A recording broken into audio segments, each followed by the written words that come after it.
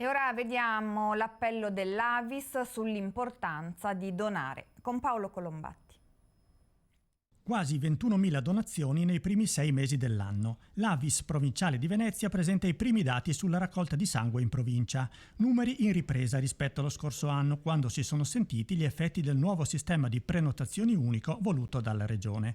Donatori e donatrici, divisi per fasce di età, indicano una prevalenza di cinquantenni, sono il 31% del totale, quasi 1 su 3. Sono anche i più fedeli, con donazioni periodiche, mentre i più giovani hanno più difficoltà a ripresentarsi nel corso dello stesso anno.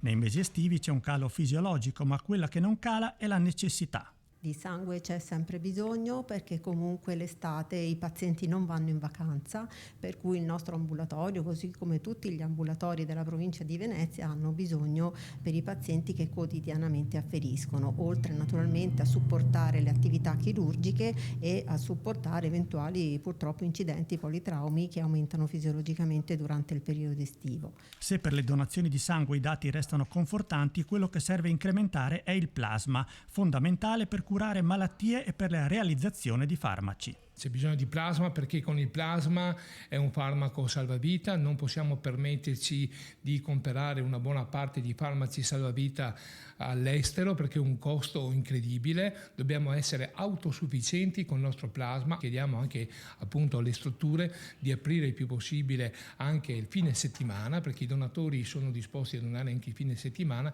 e magari, se possibile, acquistare qualche macchina separatrice di più per il plasma.